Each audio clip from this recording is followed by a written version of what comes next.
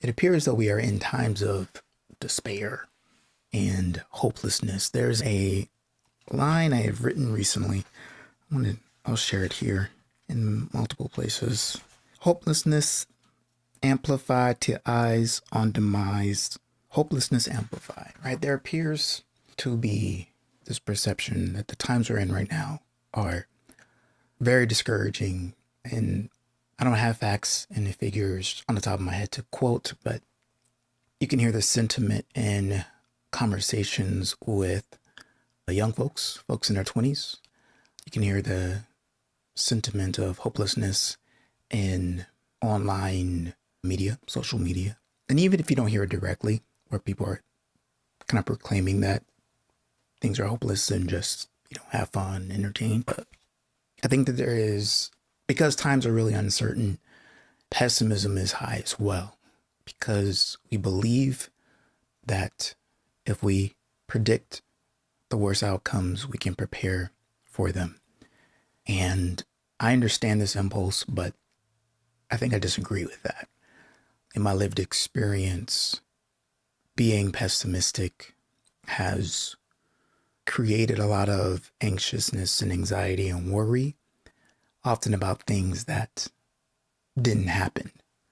And then the things that were quote unquote bad things in my life that I, tried to avoid or surprised me, there's no way to prepare for them anyway. So being pessimistic didn't necessarily help me survive those moments. I guess I survived. I'm still here, right? But it didn't help me avoid the pain of those moments. While I don't have a pessimistic view of the future, I do have a view that things are changing faster than we can comprehend, and uncertainty is high. We don't know what's going to happen. And when we don't know what's going to happen, that creates a lot of fear. And I think this is the part that really matters, because in the times that we are in right now, I don't know if we're best served by operating from a state of fear. But how does one transcend this fear with everything going on? Some say late stage capitalism. In other circles, it's a cycle, and it's the winter season where resources are scarce for a variety of different reasons. The change of technology, AI, billionaires, corporations, all these things. Regardless of how you see these times, I believe that for us to actually make it through, our well-being is no longer optional.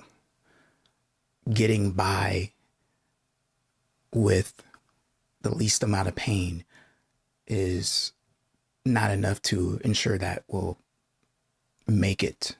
And, what does it mean to make it? I think people have to define for themselves. But I think with the idea of well-being not being optional right now, it's because the uncertainty is high, the fear is high.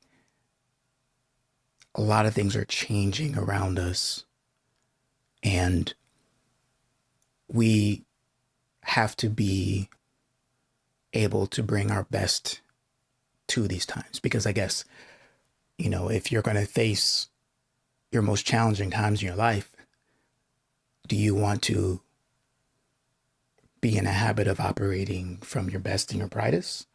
Or do you want to be in a habit of just barely coping and barely making it through?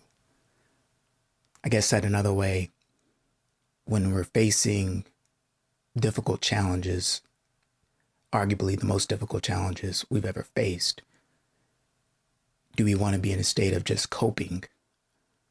Or do we want to be in a state of being able to thrive? And I don't mean thrive in the materialistic sense, because I think that's where I think a message like this, well-being not being optional, can get taken out of context, at least from what I'm trying to say. Because if we're talking about thriving just from a material standpoint, then it's the artifacts of wealth, money in the bank account, owning a home, vehicles, clothes, all those things that perhaps in the past or even now are associated with thriving.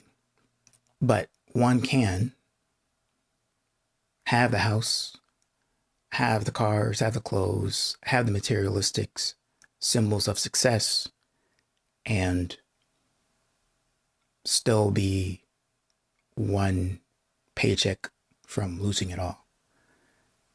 All that stuff can be borrowed and leased. And so the perception of success, the symbols of success, the materials of success doesn't mean thriving and doesn't mean well-being. So when I'm talking about well-being, I'm talking about your present state of being. And so I do believe that our present state of being needs to be thriving in order to survive what we're in right now. And I think what is thriving, as I'm trying to work it out for myself, that's a lot of what my reflection and journal time is right now, is just really figuring out, okay, like what, for me to be in a beautiful state, for me to be in a state of being where I have joy, I'm in peace, I'm in gratitude, I'm energized, I'm vital, I'm in the best position to operate from my full potential capacity. What is enough for that? And then what do I need to continue to do to maintain that state? What do I need to, how do my beliefs need to change? How do my habits need to change? The language I use when I'm talking to myself or even others needs to change. How do I need to nurture my body, exercise, all these things so that I am in a thriving state to deal with the world once I open the door every day. And that's what I mean by well-being is not optional. Well-being is not optional in these times because we just don't know the world we're stepping into, every time we open the door and step out of our house or of our apartment or our vehicle or wherever it is that we've rest our head and we wake up to get to see a new day. And I think what happens with this idea, if we really embrace it, is we put our present moment in a state where we don't need to avoid the pain of the circumstances. We don't need to avoid the challenge of the circumstance because we do the work to maintain our well-being so we can face the uncertainty. Perhaps for this time, I think what I believe about this time is this could be a time that once we're through it, we wouldn't change, but we wouldn't want to repeat. And I think we all have moments in our lives that are like that. But I know I do, where they're some of the hardest things that I've gone through in my life have given me the foundation to thrive in these moments, to continue to bring my best when it's absolutely needed.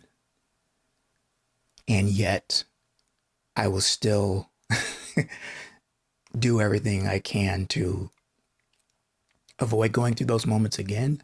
But more nuanced and more in particular is I'm not focused on avoiding the pain of the past. I am focused on being in a beautiful state of the joy of who I'm becoming. I'm focused on what I want to experience, how I want to be, versus what I don't want to happen. And I think with that orientation, what it allows me to do is keep moving forward with faith into the unknown, into the uncertainty, and when fear emerges within myself, it reminds me to, like when fear emerges within myself, that's usually a sign that I'm focused on something I don't want to happen. And it now becomes the emotional reminder to change my direction, change my orientation, to focus on who I want to be in this moment.